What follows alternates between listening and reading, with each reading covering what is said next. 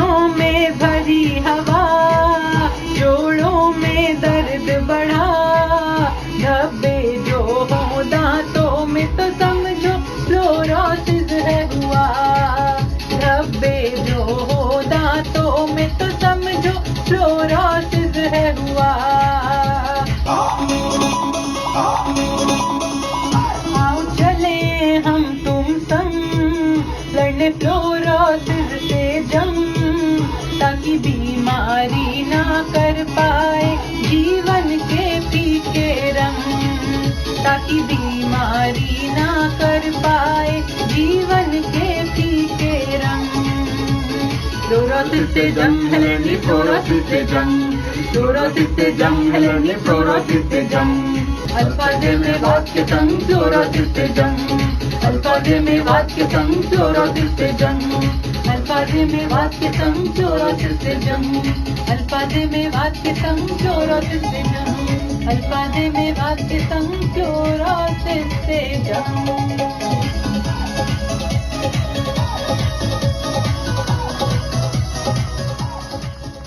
अस्सलाम वालेकुम श्रोताओं, हाजिर हैं हम एक बार फिर फ्लोरोसिस से जंग कार्यक्रम में।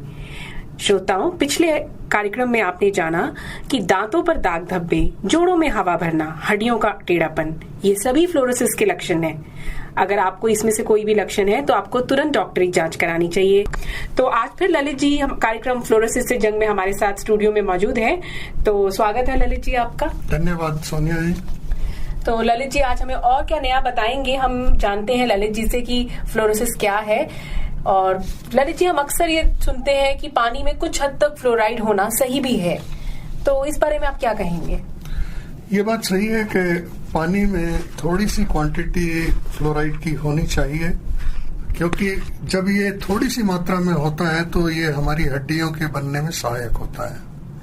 लेकिन यही मात्रा जब बढ़ जाती है, जैसा कि हमारे बहुत सारे भारत के इलाकों में पाया जाता है, जैसे हरियाणा, राजस्थान, आंध्र प्रदेश वगैरह में, कि वहां पर फ्लोराइड की मात्रा पानी में बहुत ज्यादा बढ़ जाती है, तब ये ज्यादा मात्रा हमें नुकसान पहुंचाने लगती है। ललित जी आप अभी बता रहे हो कि फ्लोराइड की एक मतलब एक लेवल तक अगर आपके पानी में फ्लोराइड है तो कुछ ठीक है, पर मात्रा बढ़ जाती है तो एक आम आदमी कैसे अंदाजा लगा सकता है कि उसके पानी में फ्लोराइड की मात्रा बढ़ गई है? देखिए, उसके लिए तो पानी को टेस्ट कराना पड़ेगा, और पानी को टेस्ट करने के बाद ही ये पता लगेगा कि कितना फ्लोराइड है। तो उसके लिए सहगल फाउंडेशन या पब्लिक हेल्थ वाले जो हैं उनके पास भी एक लेबोरेटरी है, वो भी आपका टेस्ट करके बता सकते हैं, या मांडीखेड़ा हॉस्पिटल में भी पानी का टेस्ट करा सकते हैं फ्लोराइड की मात्रा जांचने के लिए। तो श्रोताओं, ये सबसे जरूरी है कि अगर हमें पानी की अपनी जांच जरूर करानी है कि फ्लोराइड की मात्रा कितनी है उसको देखने के लिए। हाँ, तो फ्लोराइड की मात्रा जब आपको पता चल जाए तो फ्लोराइड का जो सरकारी मानक कहेंगे उसको कि 1 मिलीग्राम प्रति लीटर, अगर इससे ज्यादा है तो ये बिल्कुल भी पानी पीने के लिए सुरक्षित नहीं है।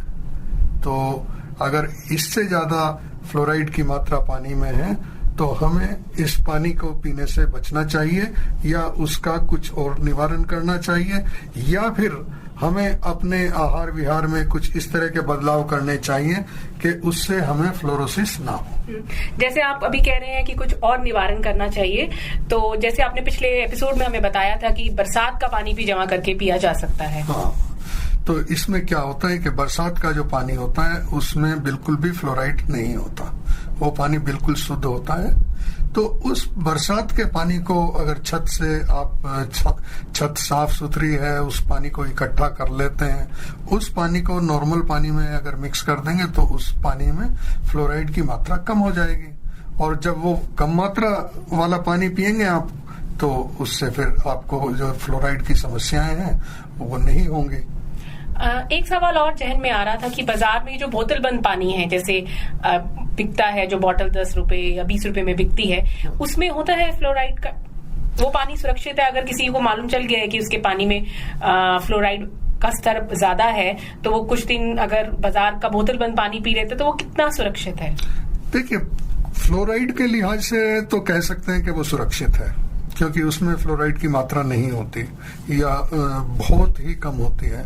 लेकिन वो पानी दूसरे नजरिए से सुरक्षित नहीं है, क्योंकि हमारे शरीर को जो दूसरे खनिज चाहिए होते हैं वो सब उसके अंदर बहुत ही कम होते हैं या नहीं होते जी। तो यानी कि एक चीज से बचे और दूसरी परेशानी हमने मोल ले ली। तो बोतल का पानी, कभी कभी आप कहीं बाहर हैं सफर कर रहे हैं, कहीं नहीं आपको कोई पानी साफ सुथरा मिल रहा है तो कभी कभार वो ले लेना ठीक है, लेकिन रोज के इस्तेमाल में उसका मैं तो उसकी सलाह नहीं दूंगा। तो इसीलिए मैंने ये अपना सवाल रखा था कि अगर श्रोता कोई बाहर से खरीद के पी रहा है तो उसे नहीं पीना चाहिए। अगर फ्लोराइड है तो तुरंत उसकी जांच कराएं। बिल्कुल, उसकी जांच करा के और फिर उसके बारे में सलाह लें कि कैसे क्या करना चाहिए। अच्छा ललित जी, हम बार बार फ्लोराइड बोल रहे हैं अपनी बातों में, तो आप ये बताइए कि फ्लोराइड से फ्लोरोसिस कैसे हो जाता है?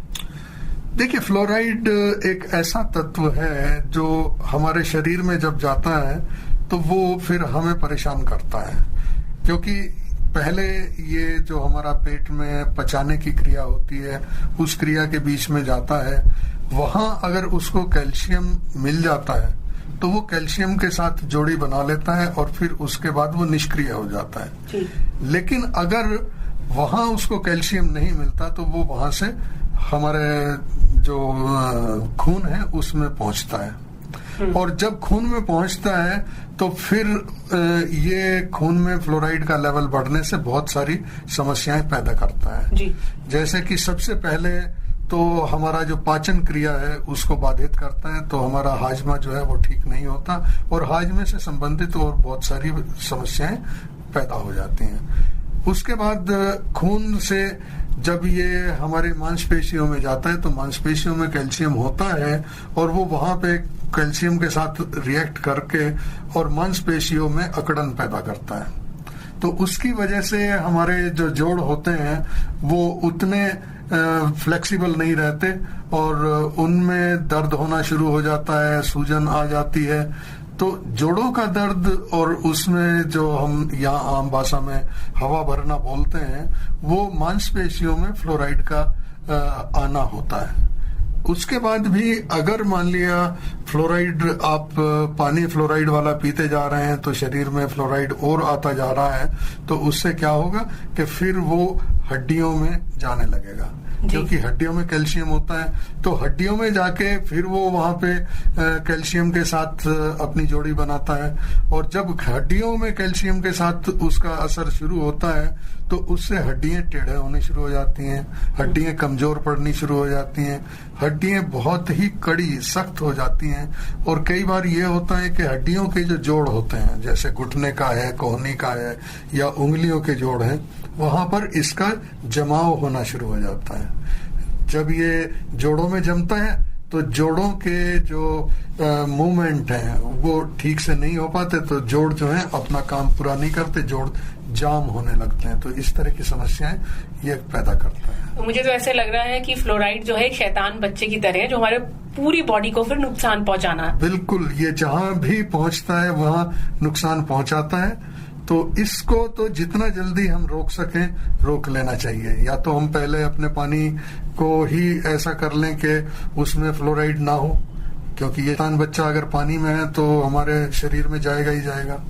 फिर ये शैतान बच्चा जिस जिस भाग में पहुंचेगा वहां अपने अपने ऐब करेगा ही। सही कह रहे हैं। सो अभी आप बता रहे हो कि जैसे फ्लोराइड शरीर पे हावी हो जाता है अगर उसका हमने इलाज कराना नहीं शुरू किया सही समय पे, तो आम आदमी ऐसा क्या करे कि उसे बीमारी हो ही ना? मतलब एक तो आपने बताया वाटर टेस्ट करा ले समय पे, उसके अलावा और क्या करें?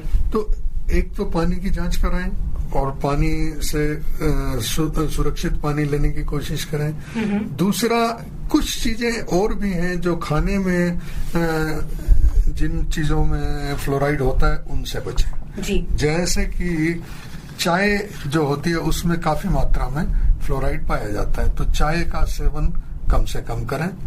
उसके बाद काला नमक जो होता है उसमें फ्लोराइड की मात्रा काफी अधिक होती है। एक सवाल और आ रहा है, आप कह रहे हैं कि चाय कम पीनी चाहिए। तो इसका मतलब ये है कि जो चाय की पत्ती होती है, हाँ, उसमें ऐसे मतलब रहता है कि वो फ्लोराइड पैदा करता है कुछ? हाँ, चाय की पत्ती में ही फ्लोराइड होता है। और हमारे यहाँ कुछ एक ऐसी चलन है कि चाय को बहुत देर तक उबालते रहते हैं जी। तो जितना ज्यादा उसको उबालते हैं उतना ज्यादा फ्लोराइड उस चाय के अंदर आता जाता है। तो अगर आपको चाय पीनी है, पहली तो बात यह है कि चाय कम पिए। दूसरी बात यह है कि चाय जब बनाएं उसको बहुत ज्यादा उबाले नहीं, एक उबाल आ गया बस काफी है, चाय बन गई। आप उसको बार बार और ज्यादा उबालते रहते हैं तो वो तो ठीक नहीं है। और मतलब चाय की पत्ती भी बहुत ज्यादा ना डालें? हाँ, चाय की पत्ती भी कम डालें। ठीक है। उसके बाद अगर तंबाकू, सुपारी, ये दो चीजें ऐसी हैं उसमें भी फ्लोराइड की मात्रा काफी होती है, तो इनसे भी बचना चाहिए जी। फिर टूथपेस्ट जो है, कई टूथपेस्ट इस तरह के होते हैं जिनमें कि फ्लोराइड होता है। अब ये कैसे पता चले कि कौन से टूथपेस्ट में है? तो उसके लिए आप टूथपेस्ट की जो ट्यूब होती है उसके साइड में अगर देखेंगे तो एक छोटा सा निशान होता है, चकोर निशान लगा होता है। वो लाल रंग का हो सकता है, काले रंग का हो सकता है, नीले रंग का हो सकता है या हरे रंग का हो सकता है। तो इन 4 रंगों में से अगर वो नीला या हरा है तो आप समझ लीजिए कि वो सुरक्षित है। अदरवाइज अगर वो काला या लाल है तो उसमें फ्लोराइड होने के चांसेस हैं। तो ऐसे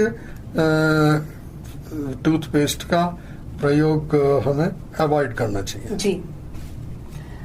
और सहजन की पत्ती, जैसे हम अपने कार्यक्रम में बोल रहे हैं, सहजन की पत्ती का खूब इस्तेमाल करें। सहजन की पत्ती के अंदर calcium, magnesium, vitamin C, iron बहुत ज्यादा मात्रा में होता है। तो ये सिर्फ फ्लोरोसिस के लिए ही नहीं और दूसरी बीमारियों में भी बहुत फायदेमंद होता है, खास तौर पे जब खून की कमी होती है। आपने देखा होगा कि औरतों में खून की कमी होती है और खून की कमी की वजह से ये बीमारी फ्लोरोसिस भी बहुत ज्यादा असर करती है। तो खास तौर पे औरतों को तो इस चीज का बहुत ध्यान रखना चाहिए कि वो सहजन की पत्ती को छाया में सुखा के उसका चूर्ण बना के 1 चम्मच सुबह 1 चम्मच शाम लें। तो इससे उनमें जो खून की कमी है और दूसरी कमजोरियां हैं वो दूर हो जाएंगी, और साथ ही जब उनकी दूसरी कमजोरियां भी दूर हो जाएंगी तो फ्लोरोसिस का असर भी उन पे कम हो जाएगा। जी। तो ये सहजन की पत्ती फ्लोरोसिस का न सिर्फ बचाव है बल्कि अगर किसी को हो गई है तो उसको भी कम करता है, यानी कि उपचार भी है ये। बिल्कुल सही। ललित जी, ऐसा भी देखने में आया कि औरतों और बुजुर्गों में फ्लोरोसिस अधिक होता है, मतलब बहुत ज्यादा केसेस औरतों और बुजुर्गों के पाए गए हैं। ऐसा क्यों? देखिए, औरतों में तो एक उनका जिस्मानी बनावट कुछ इस तरह की है, उनकी जिस्मानी प्रक्रियाएं इस तरह की हैं कि उनमें खून की कमी, कैल्शियम की कमी, आयरन की कमी ये होती ही है। और साथ ही ये भी होता है कि उनको खाना पीना उतना अच्छा नहीं मिल पाता है, वो अपना खाना कम करके दूसरों को खिलाने में ज्यादा विश्वास रखती हैं, जो कि ठीक नहीं है। तो इस सब की वजह से वो कमजोरी और बढ़ती जाती है जी।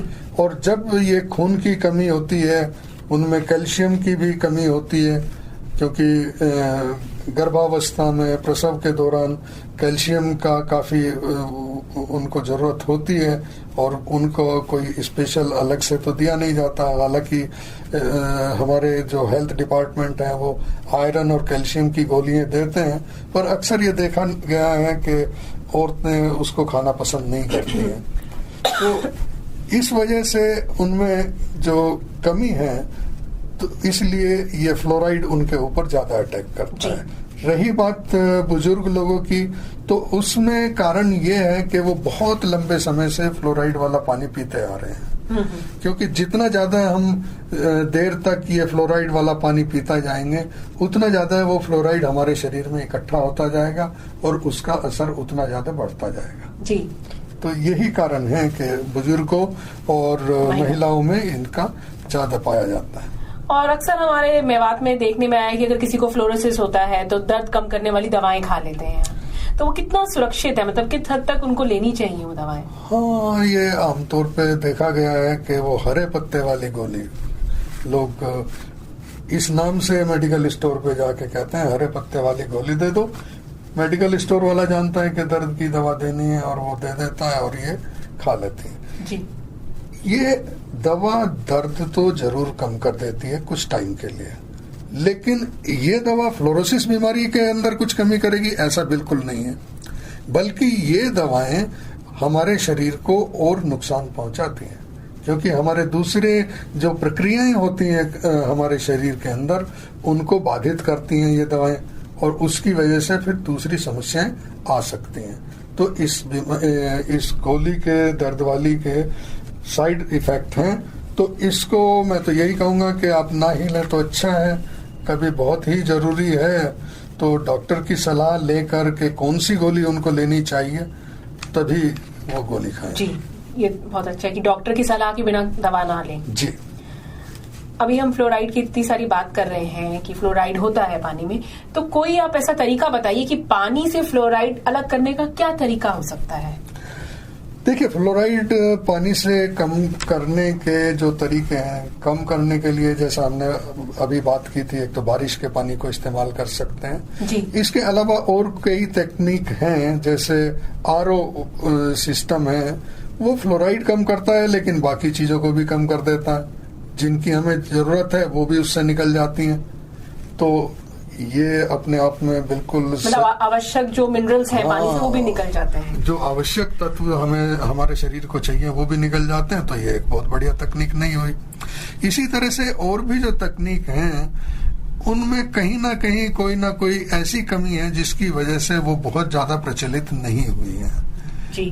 तो अभी मैं तो यही कहूंगा कि जब तक कोई बिल्कुल कारगर तकनीक सामने नहीं आ जाती तब तक आप बेहतर है कि इस रोग से बचाव करें, क्योंकि इससे बचने का सबसे अच्छा तरीका है कि आप अपने खान पान में, अपने रहन सहन में उन चीजों को शामिल करें जिनसे कि इनसे बचा जा सकता है। अच्छा ललित जी, एक मैंने अक्सर देखा है घरों में ऐसा कि पानी उबाल के लोग पीना शुरू कर देते हैं, तो क्या वो तरीका सुरक्षित है कि फ्लोराइड उस पानी उबालने से कम हो जाता है? देखिए, पानी को उबालना जो है उसके अंदर अगर कोई जैविक अशुद्धि है उसके लिए उबाला जाता है, यानी कि कोई बैक्टीरिया, वायरस वगैरह पानी के अंदर हैं तो उनसे सुरक्षित करने के लिए पानी को उबालते हैं जी। लेकिन फ्लोराइड उससे अलग नहीं होता, बल्कि अगर उसको बहुत ज्यादा उबालेंगे तो फ्लोराइड की मात्रा उसमें बढ़ सकती है जी। तो ये उबालना फ्लोराइड का तो कोई निदान नहीं है। मतलब उबालना खाली वो जो है बैक्टीरिया वगैरह उसको नष्ट, जर्म्स को नष्ट कर सकता है, पर फ्लोराइड नहीं हटा सकता। जी। ठीक है। ये एक और बताइए, फ्लोराइड रिवर्सल प्रक्रिया क्या है ये? देखिए, फ्लोराइड नहीं, वो फ्लोरोसिस रिवर्सल कहते हैं। इसमें क्या होता है कि अगर किसी को फ्लोरोसिस हो गया जी, तो क्या उसका इलाज करके उसको वापस पहले जैसा किया जा सकता है, उसको फ्लोरोसिस रिवर्सल कहते हैं। तो कई केसेस में जब बचपन में या जब तक आपका शरीर में विकास हो रहा है तब तक आप इस तरह के इलाज कोई लेते हैं तो उससे हो सकता है कि आपके चांसेस हैं कि आप पहले जैसे हो जाएं। यानी कि मतलब ये हुआ कि अगर शुरुआती दौर में ही अगर हमने इलाज ले लिया तो वो दोबारा नहीं होगा? नहीं, ये नहीं कह सकते कि दोबारा नहीं होगा। अगर फ्लोराइड का पानी पीते रहेंगे तो फिर दोबारा हो जाएगा। अच्छा। लेकिन ये है कि वो बीमारी के लक्षण आपके पूरी तरह खत्म हो सकते हैं जी। लेकिन अगर आपके शरीर का विकास पूरा हो चुका है, आप समझिए 15-16 साल की उम्र क्रॉस कर चुके हैं, उसके बाद फिर पूरी तरह से सामान्य नहीं हो सकते, ये ऐसा देखा गया है जी। पर फिर भी ये है कि अगर उसका हम ध्यान रखते हैं, पानी में फ्लोराइड उसको हटा देते हैं, कैल्शियम, मैग्नीशियम और विटामिन सी की आप किसी तरह से भी खाने में लेते हैं तो उससे आपको जो परेशानी फ्लोरोसिस की वजह से हो रही हैं उनमें कमी आ जाएगी या उससे ज्यादा बढ़ेगी तो नहीं जी। ये पक्का है। ठीक है, यानी कि शुरुआती दौर में अगर लक्षणों को पहचान लिया जाए अर्ली स्टेज में तो रोका जा सकता है बनस्पत की, अगर आप फ्लोराइड वाला पानी ना पी रहे हो। जी। तो कार्यक्रम को जैसे हमेशा से हम कहते आ रहे हैं कि कार्यक्रम खत्म करने का समय आ रहा है, तो चलते चलते आज के कार्यक्रम की टिप क्या होगी हमारे श्रोताओं के लिए? देखिए, मैं तो आज भी फिर वही बात कहूंगा कि अगर फ्लोरोसिस से बचना है तो सबसे सस्ता, सुंदर और टिकाऊ तरीका सहजन की पत्ती। सहजन की पत्ती को छाया में सुखाओ, चूर्ण बनाओ, 1 चम्मच सुबह, 1 चम्मच शाम, उसको पानी के साथ खाइए। उससे आप इस बीमारी से, चाहे घुटने जोड़ों का दर्द है, जोड़ों में हवा भरना है, दांतों पे दाग धब्बे हैं, तो उनसे बचा जा सकता है। बहुत अच्छे ललित जी, धन्यवाद आपका स्टूडियो में आने का और हमारे साथ इतनी जरूरी जानकारी साझा करने का। धन्यवाद। तो उम्मीद है श्रोताओं की ललित जी द्वारा जो जानकारी आज हमारे साथ साझा की गई है उसे आप अपने जीवन में जरूर उतारेंगे। तो मिलते हैं अब अगले सप्ताह ललित जी के साथ एक नई जानकारी के साथ। धन्यवाद।